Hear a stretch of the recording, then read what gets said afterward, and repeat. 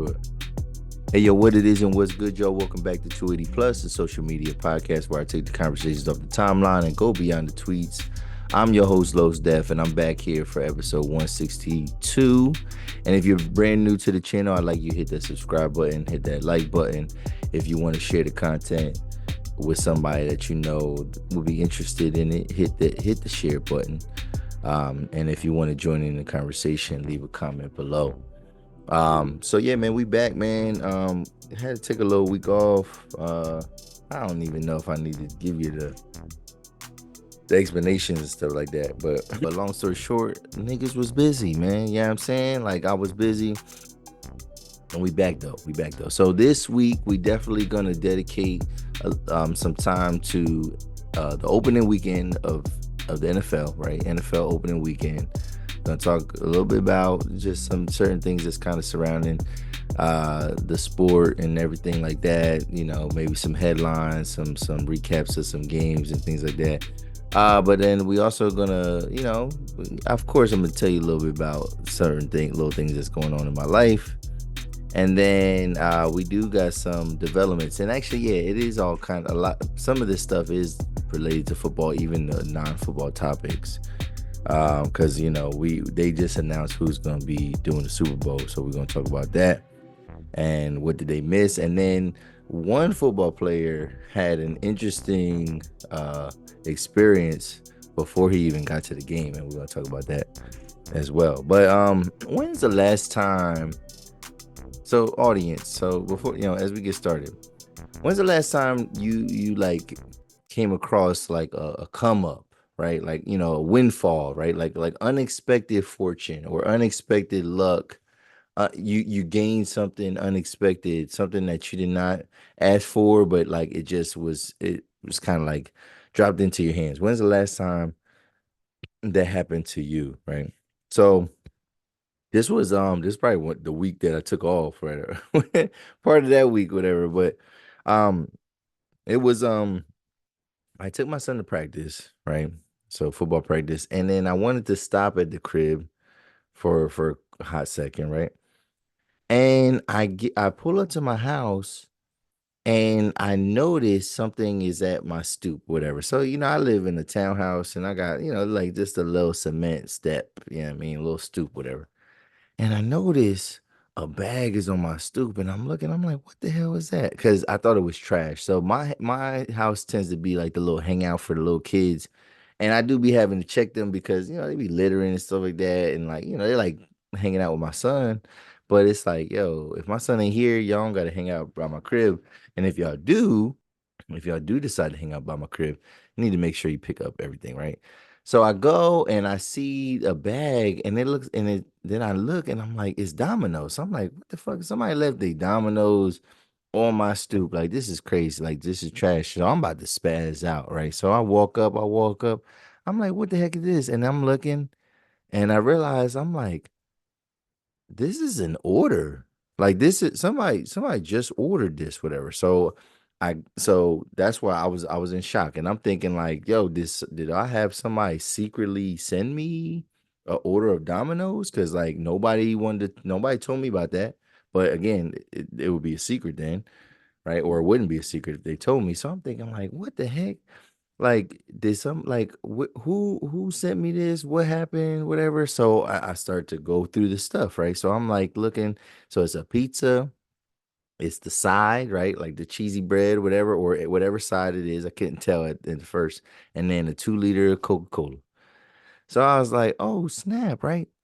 So, but I'm noticing, so it's there, and like it's outside, and like sometimes people have like bugs and like bugs, anything could get into something like that. So I was just first, I was mad because I thought somebody was littering, but then I was kind of annoyed because I'm like, yo, if this was ordered to me, like if I like, what I mean, or if even to the wrong house, why are you just leaving it on the stoop like that? Like there ain't no other way, you know what I'm saying? So initially when I see the pizza and I, thinking it's litter, but then I thought like maybe this belongs to somebody that's in our neighborhood. And I'm like, I guess I'll deliver to him. Now, don't nobody got no address that's close to like that. that you would confuse that address for mine, whatever. Like, you know what I'm saying? Like, it ain't no dyslexic thing where like we got a 6 and then there's really a 9 or something like that. But like I really couldn't understand that. So I'm trying to figure out who the order is, and I'm kind of starting to look at the receipt, but I'm looking at the box, right?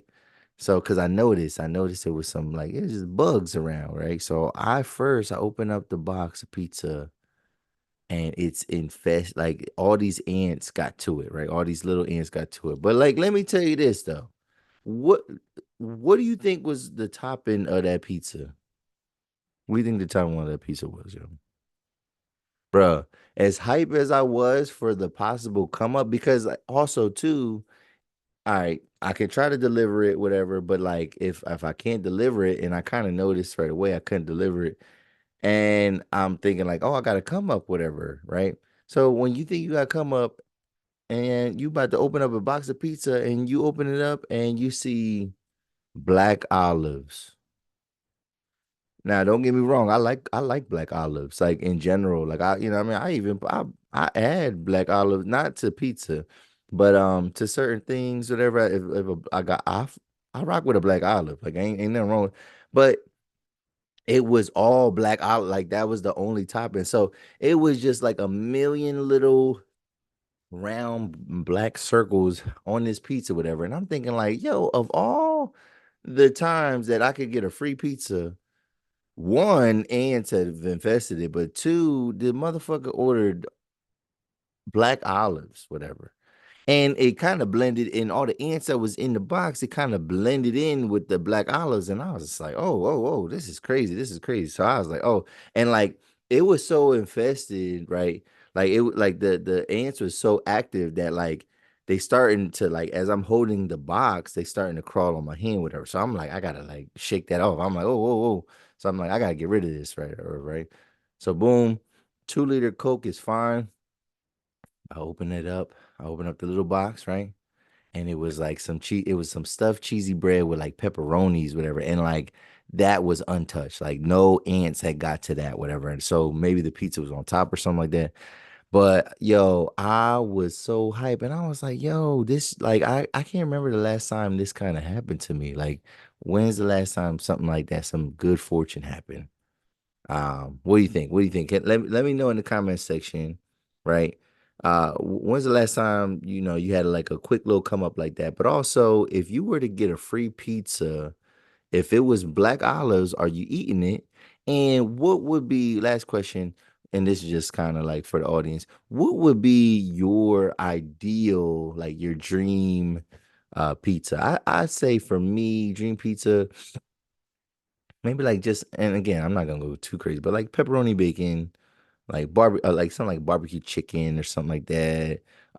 Certain pizzas I like if it's like a white pizza, white like white with white sauce. You know what I mean? I might do like pepperonis and like a pepper or something like that. So it was just like it was cool. It was like I was excited. Me and my I had the temporary expectations because of the ants and the olives. And then I got happy again because the Italian cheese bread was mad good. It had, like I said, it had not mushroom, it had pepperonis inside of it, and it was perfect, man. It was perfect. So let me know in the comment section when's the last time you had a little come up there. But sometimes how the universe works, so man, like sometimes when we get things, the universe taketh away, right? And it might not be for long, whatever. So if you've seen on Instagram, I posted a video that talks about my experience at Hersheypark. So the unlucky thing was that I lost my wallet on a roller coaster. So I'm not gonna get into all the details about losing that wallet on the roller coaster, other than the fact that like like sometimes, man, you gotta live and learn, right? Sometimes you learn through your mistakes, and I definitely learned. Now I'm a veteran. I'm a Hershey Park veteran. I know better than to get on rides with stuff in my pockets.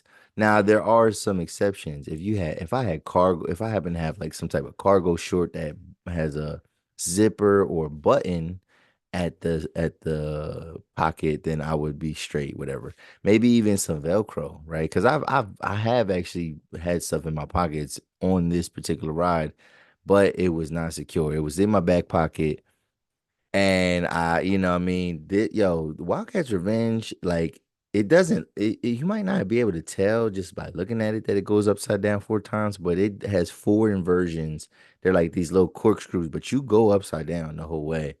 And it had to be one of those that like just like jostled that joint out of me. And it was crazy because I could feel my key. I thought I was good because I felt my keys. Like I could feel that I was sitting on my keys. And then when I get up, I'm like, and then it was just like the pocket felt naked. Now, yeah, I had like kind of like the cotton like sweatpants material. I had shorts on like that. So this one only had one pocket in the back. So like maybe if I had a second pocket and a Velcro or something like that, maybe I'd have been good. But no, the conditions that I was in, I was not good. And I did feel like they did not really help me initially. And like you realize like yo, you lose something like that, a lot of times they can't do nothing right away. Like the day of, unless it's maybe if it's in one of those nets, maybe if it gets caught there. But like if it gets lost under the ride, which that's what that my joint was under the ride, then you kind of SOL. I mean, you kind of shit out luck. And it's crazy because that's the one thing I kind of had in my head. Like this had to have fallen underneath the ride, and I didn't feel it that bad, like in terms of unsafe. Like, and I didn't feel that unsafe because I was like, well, can't nobody like the average person can't just go there and just start grabbing it. I filed my claim like I'm supposed to. And yeah, I literally got a call like 3 days later that they found it. And I was like, wow, yo, Hersheypark really got people that's paid to like if you especially if you file a claim, whatever, and you narrow it down. Like it ain't like I said, oh, it could be anywhere in the park. No, I said Wildcats Revenge, probably underneath, yada yada yada. And then yeah, they definitely found it, whatever. So that felt good. It's crazy because I was definitely in the process of like starting over and like getting new cards, and that is a hassle. The worst part about getting a new card is literally remembering every single account that already has your credit card number built into it, like saved into it.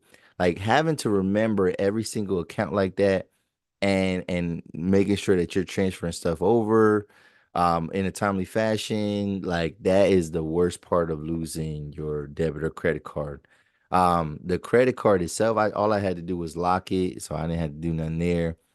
The biggest thing, actually, because you could protect yourself. So I locked my debit card and my credit card. I locked that right away, so I knew nobody was gonna be able to spend on it. You know what I mean? Whether I was gonna get them back, whether if I needed a new set because I can't get these physical ones back, that was besides the point. Um, you know what I mean? Like so whether I would get them back, whatever. I just wanted to make sure like nobody, if they could find it, nobody could access it. But like the one of the biggest, most important things was my ID, right? My driver's license. And I was like, all right, so I started the process and I started to like I was about to go, right? So nobody likes going to the DMV, right? So in Pennsylvania, you can call it the DMV, Department of Motor Vehicles. We have a place, I think the state they call it like PennDOT, which is like Pennsylvania Department of Transportation. Right. So it's all related, but like it is the Department of Motor Vehicles. Like there are certain things that say DMV anyway. So nobody likes like that's a stereotype. Like nobody likes going to the DMV. Now, I where I work and where I live is like it's probably like a half hour, 35 minutes apart. So like to get to the DMV after work, I don't have that much time, especially traffic can be crazy. So like I was like, damn, I'm not gonna make it back to where I live. So what about in the town that I work in? Like is there location? So there was. So I go to this one that's kind of like a satellite little location, and they couldn't give me the ID on the spot. So I had my form filled out already. I go to the main one it's in my town. And yo, the line was so long. Like the line was so long, and it was like it was like there was so many people there. Like There was not a chair empty. It was pretty much standing room only, and everybody just in a bad mood, and the people that work there, they're just in a bad mood, and you're just like, oh my God, like this is crazy, like this is the stereotype. And it used to be like I remember when I got my driver's license and my work and my learner's permit at this particular DMV location. It always used to be hectic, but like it would, you knew that if you came during a certain time of day, it would be cool. Now, me, I'm like thinking, well, later in the day when it's about to close, it probably is not that many people there. Man, I was dead wrong. It was so many people there. And I had to be somewhere at a certain time, and I'm just sitting there with my number, and there literally were 20 people ahead of me. And mind you, this is just like because they go by like letters and numbers.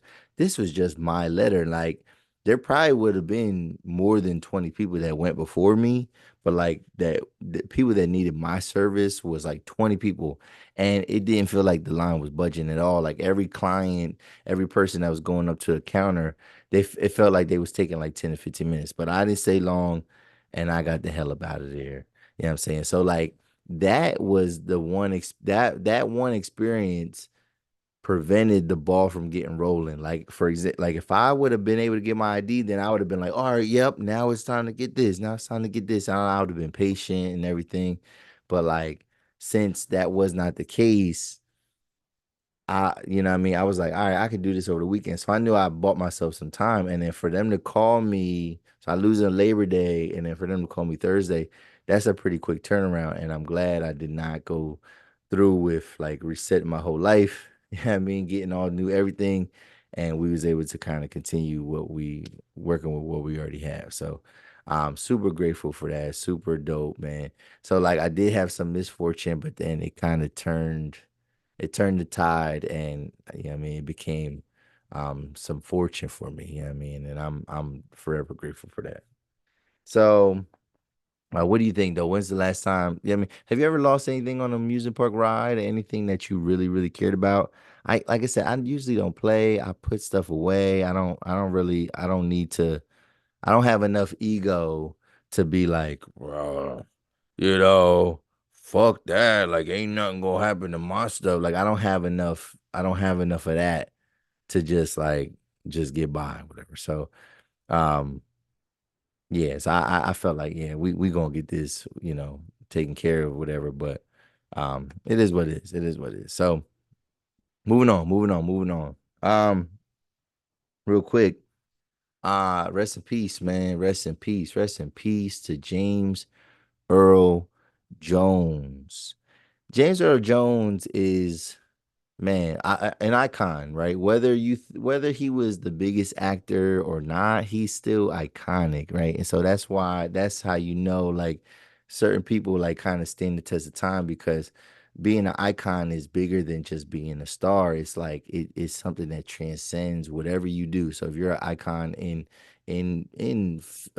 acting, right? So being an icon means that like, you know, you're not just a good actor. Yeah, I mean, or you're not just seen in the acting world. You're seen in different realms. Like this man was on like every telephone book commercial. Remember, we used to have telephone books, telephone book commercials we used to have. Any type of narration that needed to be had, it was him. Obviously, I think his roles that he started in a lot of movies, like movies before my time, including Star Wars, but like being Darth Vader, like so he has like memorable characters. So Darth Vader would be probably one of his most memorable characters, right? The voice everybody knows, Luke, I am your father. King Jaffe Joffer, right? So from Coming to America, being Eddie Murphy's father in that movie, being the King of Samunda in that movie, like that held some prestige and precise, that held some prestige, and like everybody was in that film. It was so many black people in that film. That's one character that really stands out. And then being the voice of Mufasa, right? So Lion King, like so those three roles, and all those roles are like, kind of like important people, so to speak, like either the head person, the ruler, the king, all those roles pertain to somebody like that. And so most of his acting though kind of comes through voice acting and voiceovers, other than like his really early work. But like even when I was a kid, he was an older man. So um James Earl Jones died at the age of 93. So, yeah, I mean, rest in peace to him, but he definitely got a full life. And sometimes when you get too old, it's like it's not as fun because the people around you, the people that you love, the people that are your friends, a lot of times they don't make it. They don't make it. So that's the one thing about aging is that like it gets lonelier. It gets lonelier and lonelier the older you get. But what is your favorite James Earl Jones movie? Good movie, or movies that I remember him in too, Meteor Man. He was also in Welcome Back Roscoe Jenkins. He was Papa Jenkins.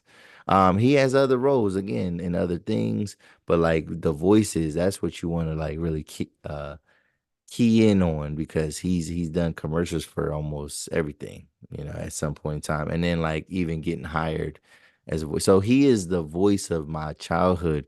He is the black voice of my childhood, man. And like his memories always gonna resonate. And rest in peace though to James Earl Jones. James Earl Jones. So all right, moving on. All right, man. So this is where I don't even know, man, what to say. So over the weekend, it was announced that Kendrick Lamar is going to be headlining the Super Bowl. What? Based off of what? Kendrick Lamar is going to be headlining the Super Bowl. So first off, Kendrick Lamar already performed at the Super Bowl. So, I mean, when he performed when Dr. Dre did his set, and then Kendrick Lamar had his little portion of the set, and he did "We Gonna Be All Right."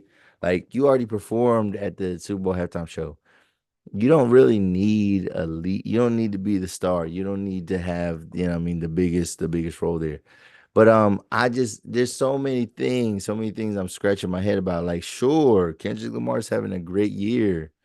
But it's like, bruh, what are we talking about, right? So we're gonna get into another artist who maybe we think it should be, but like, I just don't think that Kendrick Lamar has Super Bowl play. Like, he doesn't have Super Bowl medley styles of songs. Like, you can give us a song, and maybe give us a feature, but like to be able to do that in a short amount of time, it just I don't see Kendrick Lamar having the songs for that. Like I don't see it. Like it's easier if the person performing sings. A singer just has a little bit more wide range of variety in terms of what they can talk about, in terms of what their music content is. Rapping is pretty much in a box, right? So it's like I don't think he has that. Another thing though is when Jay Z has been, because Jay Z is a part of, yeah, I don't know what his role is, but he is affiliated with the NFL. I think even with Pepsi and just this idea of trying to find acts, and like so Jay Z has been the one finding and putting together these acts for the last like at least 3 or 4 years, right? So we definitely can attribute him to the Dr. Dre one. We could attribute him to the Rihanna one, and then we can attribute him uh to Usher last year. Now, if there's any before that, we can attribute that to him too. But now he put Kendrick Lamar in the driver's seat. And I just felt like this. This is what I felt like. I'm like, I get it that we have a black person in hip hop at the head of this. But I thought in my head, and maybe now this is gonna be proving me wrong. I always thought that if the person, somebody like Jay-Z, if you're picking people to perform the halftime show, I always kind of looked at it like, okay, we did get some good acts, right? We got some black musicians, I mean, prominent ones that stand out. We've had them at the forefront. But I felt like, well, the Super Bowl is not just about us and the stuff that we like. It's about a bigger group of people, like by and large, right? The NFL, the average NFL fan.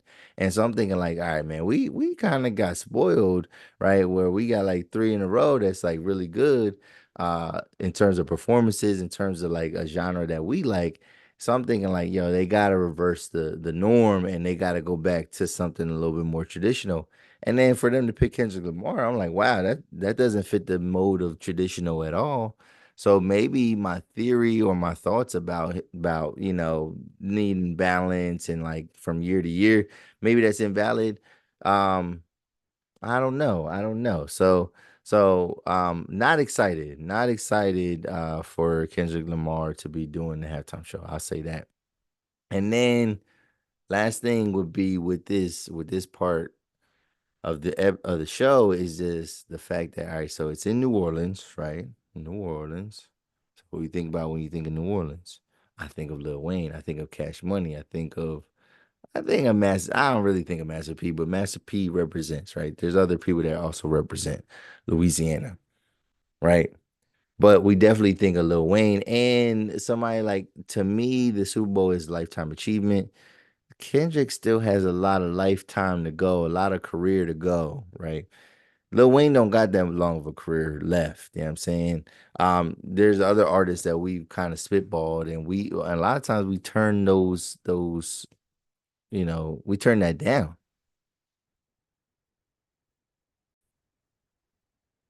But we think in New Orleans, and I ain't gonna hold you again, what I said earlier about that balance. To me, in my mind, I was like, I know it's in New Orleans next year because yeah, a little bit ahead. I was like, I know it's in New Orleans next year, but I was like, man, there's no way that they're gonna pick Lil Wayne, right? Now, I think it makes sense for them to pick Wayne, but way before this, I was like, there's no way they're gonna pick Lil Wayne because although Lil Wayne is a big star. Levi sent me something about asking if he was a pop star. I don't think he's a pop star though, but even though he's a big star, like despite his stardom and how big he is, I'm just thinking like, man, it has to be forget what it sounds like. It still has to be kind of like not just regional, you know what I'm saying? And I just felt like, man, there ain't no way they're gonna give us a Dirty South Super Bowl in New Orleans. Like, there's just no way that they're gonna do it. And then they do, and then they pick Kendrick Lamar. So there's a lot of people that's upset about it. A lot of people saying that, obviously like it's a miss, it's a blunder. People are making up now there's a lot of theories that are going on. They're like, oh, the reason, well, Jay-Z don't really like Lil Wayne, right? And who is Lil Wayne's artist or one of his artists is Drake, whatever. So like I don't know if that's the case there. I just don't get it. I don't get where what the rationale is. And again, if it can't be because of that. And we know that Not Like Us is gonna be played, but like and we know it definitely had a cultural impact. And that's what Jay-Z said something about like, oh, his music stands the test of time. He's cultural and it transcends whatever. And I'm like, bro, ain't nobody worried about that. So like, I don't know. I don't think unless there's some feature artist that's like now if all the TDE goes up there, then I will watch it. Right. But I think that is gonna be the time where I'm gonna be occupied doing something else during halftime. Like I'm not putting up with that, bro. I'm not just watching Kendrick Lamar perform at the Super Bowl, bro. So why not Lil Wayne? Not Lil Wayne. All right, let's keep moving. Let's keep moving on. Did y'all hear about Tyreek Hill? So this weekend is NFL opening weekend, right?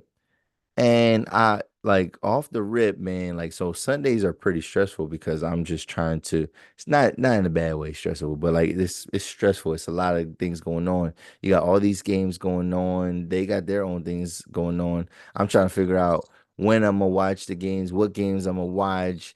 If I'm gonna use one of them streaming sites to watch the games that I watch. Like, how am I gonna do it, right? I gotta set my fantasy lineups, whatever. So like you get headlines all morning.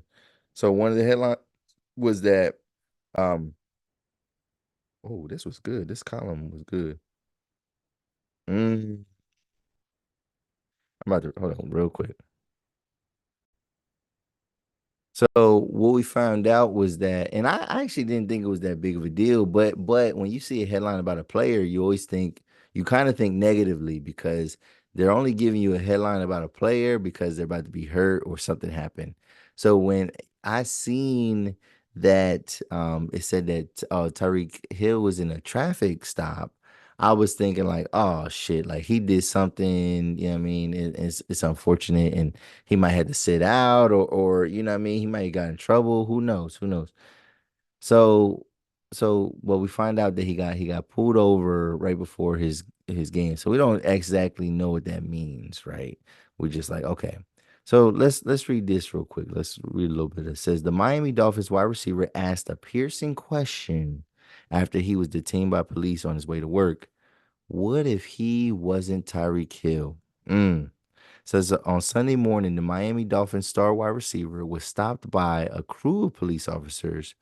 He got pulled out of his black sports car that retails for $300,000.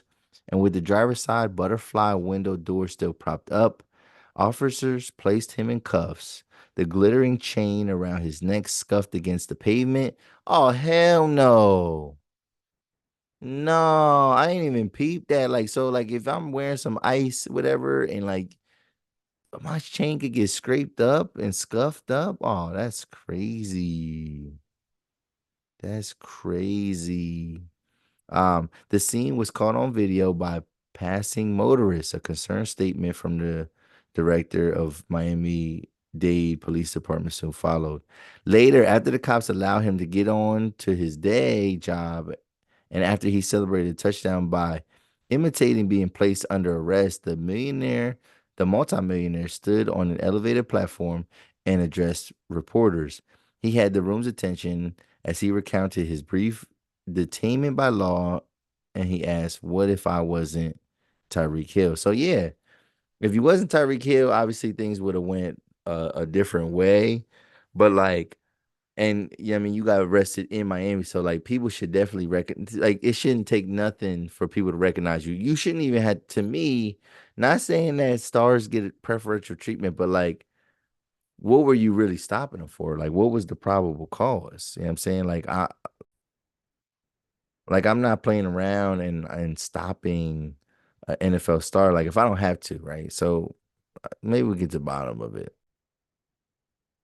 Yeah, I can't find nothing that actually says what he did. Like it doesn't indicate like speeding or that he fit the description or like you know what I mean? Like did he run a red light? Did he run a stop sign? Did he forget to use his turn signals? Was he tailgating somebody? Like there's not a lot there. So that's problematic in itself. And like I said, not he shouldn't necessarily get preferential treatment, but it's like, come on now. Come on now. It's Tyreek Hill. Like he's going to the game. It wasn't like late night Tyreek Hill might be a different animal, but like daytime Tyreek Hill is like, yo, he's going to work, bro. He's going to play some football. So what did you think? What did you think? What did you think?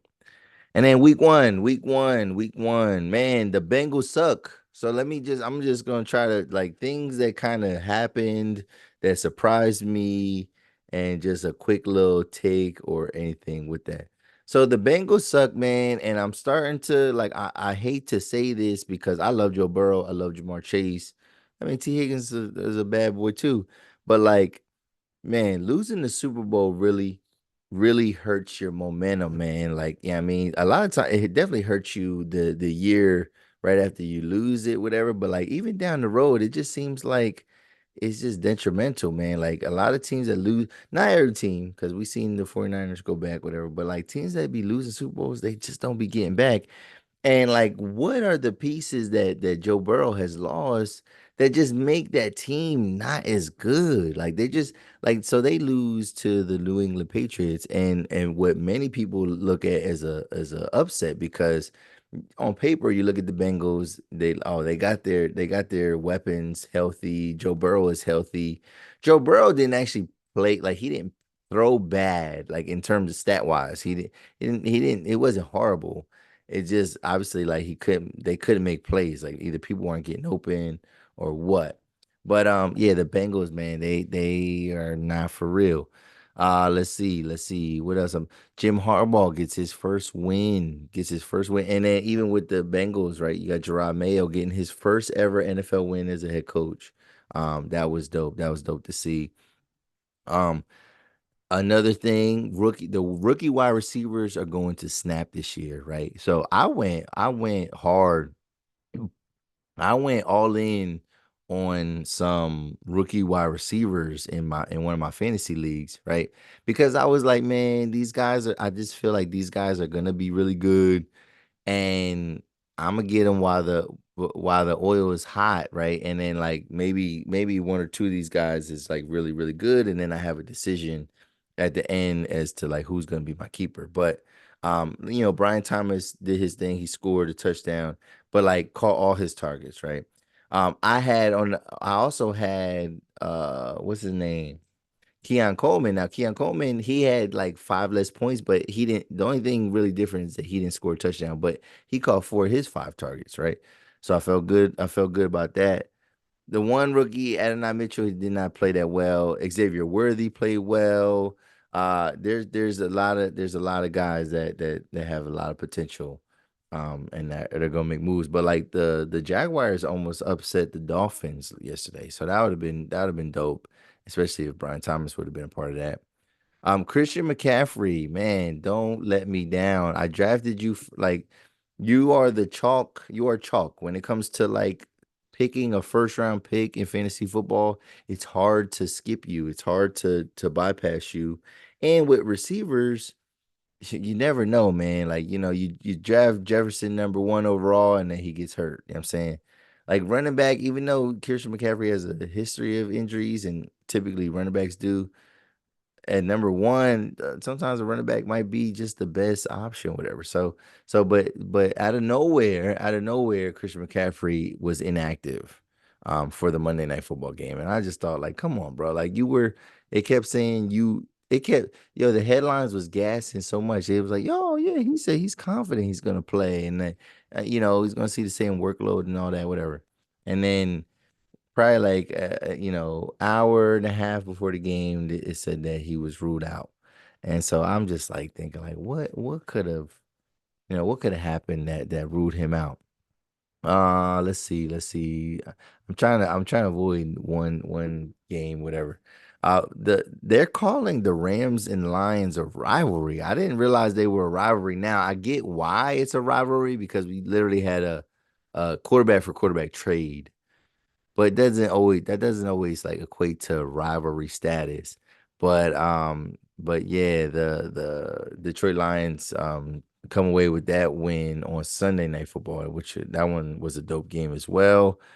Jaden Daniels is nice as hell, bro. Like Jaden Daniels is gonna be nice.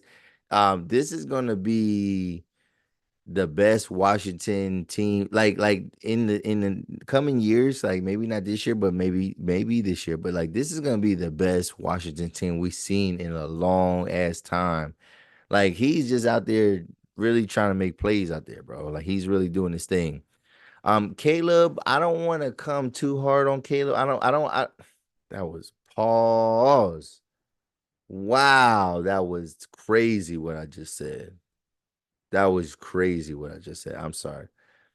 But with Caleb Williams, I don't want to go at him too crazy, right? Because, it was the opening week. They didn't play a great team, but he did not stats wise, he did not look great. I saw one throw of his when he did the 2 point conversion, and that looked good. Like I was like, oh, okay. Like he looks like a regular quarterback. And I'm not gonna rule him out. I don't want him to be successful though. I'm not gonna lie to you. I'm a Packers fan, so I don't want him to be successful. But if he is, man. What everybody? Let's see. The Bears won. Yeah, so we are the Packers. My team, the Packers. We are last place now in the NFC North because the Vikings won, the Lions won, and the Bears won. So like we're the only team in my division that does not have a win, and we got our first Friday night football game. Um, in the NFL, right? In Brazil, first ever in Brazil, and on a Friday night. And the game was good. Like it was a solid game. I'm more upset about Jordan Love's injury, and with 5 seconds left to go, like the injury, I'm more concerned with that and like upset by that than the actual loss. But we definitely had our chances to win the game. When you get in the red zone, you have to score touchdowns. Like we are in the NFL here. Like you might be able to drop one off, you know what I'm saying? And like and not complete it, but when you get into the red zone, you have to score touchdowns. So there was three different drives that we were definitely in the red zone on that we did not score on, and two of them came off turnovers. And so like that's 9 points when we could have really had 21 points. So that's 11 points right there. We missed a field goal. So that's 14 points. So another 3 points, that's 14 points right there. We missed the 2 point conversion. So that's another 2 points right there. Um what else happened? What else happened? I think there was another. I felt like didn't we get stopped on fourth down in the red zone period where we didn't even settle for a field goal, you know what I'm saying? So like it was a lot of points that we could have definitely scored. I liked the flashes that we saw. Like so one, I like Jordan Love and I like how he looks in terms of when he's throwing that ball. Yo, he's literally looking like, hate to say it, he's looking like a baby Aaron Rodgers out there. Like, and they kept talking about it because he learned from Aaron Rodgers has a very unorthodox style, but also Aaron Rodgers learned that unorthodox stuff from Brett Favre. So like maybe that is like a style of but like quarterbacks that have an arm where they don't have to have their feet completely planted to make throws. They can throw well on the run, off balance, weird angles and stuff like that. So like Jordan Love is showing that ability, right? I liked what he did in the game too in the very first quarter, very like that might have been our first offensive drive. He tried to do his best Aaron Rodgers impersonation, and he went for a quick snap. Went for a quick snap and tried to get a dead play, and we scored. Right, we scored on the play, and I was excited. But then it was a double foul. Yo, they was playing 12 on 12 football out there. That one big penalty. So like that one got called back. So like that was just crazy. That was crazy. Um that that I'm like, oh, he is like really put that in his repertoire. Like he has that in his bag where we might see him get some free plays off. Now we need to make sure he's healthy, but that's another thing. Josh Jacobs showed flashes, right? So, he definitely struggled in the first half, like did not go really anywhere.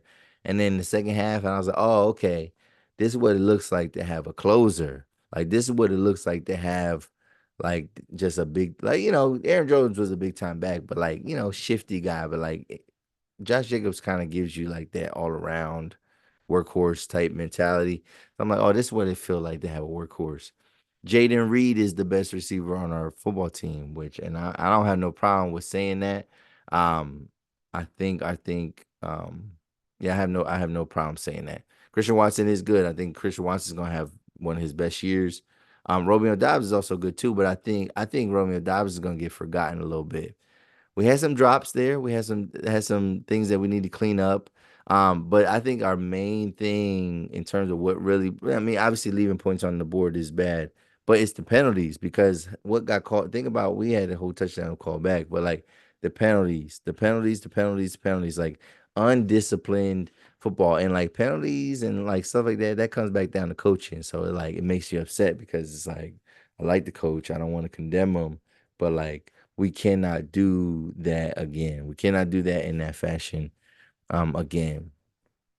Defense. The defense showed we got some playmakers on defense. I love that Xavier McKinney got his first pick. Jair Alexander did get beat bad on a play, but then he made up for it, I feel like, because I mean, my man got an interception in the end zone, and he almost had another pick. Keyshawn Nixon almost had a pick six, right? We had Rashawn Gary looks like a beast, like coming off the edge on the line. Adrian Cooper, our rookie inside linebacker looked good. Like we had some flashes. We had some pieces that's like, okay, they could be for real. As for the Eagles, man, Saquon Barkley is deadly. That is the best. That was definitely the best. That's the best free agent signing that we're gonna see this year. Like that's the best free agent signing. Them getting Saquon Barkley because he is a home run hitter. I'm not gonna wish nothing on the boy. I just know we just all know his history is a little bit shaky. But Jalen Hurts is mistake prone, man. Like he just is, bro. He just is.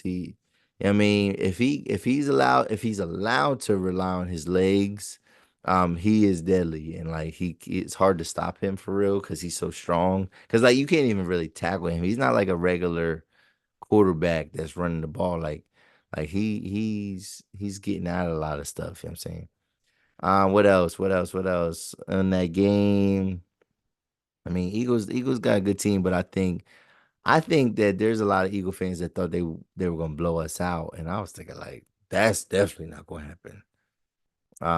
But yeah, I don't know. I think it's gonna be a learning experience. I mean, you can't win them all. Yeah, I mean, even the Ravens and Chiefs, right? That might be an AFC Championship game rematch, and somebody had to lose. So like, we had to lose, but it's all good, man. We'll be back with a vengeance. We're gonna be starting our backup quarterback, our new backup quarterback, and so we might need to get a veteran in there before it's too late. Before it's too late, but. Other than that, what do you got, man? What did you think of this show? What you think about this week? What you think about Kendrick Lamar getting the Super Bowl halftime show nod? You know what I'm saying? We talked about some TV, we talked about, you know, football. Kendrick Lamar, you know what I'm saying? We talked about James Earl Jones. Why didn't they pick Lil Wayne, Why did Tyreek Hill get picked on by the cops? You know what I'm saying? All questions that we need answers to, and hopefully we get those answers for you next week. But if you're still watching the channel, I appreciate it so much. I appreciate it. Your views go a long way. It helps the algorithm grow. It helps the algorithm and helps our channel to grow. Hit that like button, share the content, leave a comment. Right? I mean, I appreciate you. This is episode 162 of the 280 Plus podcast, y'all. I'm Low Steph, and wow. Peace.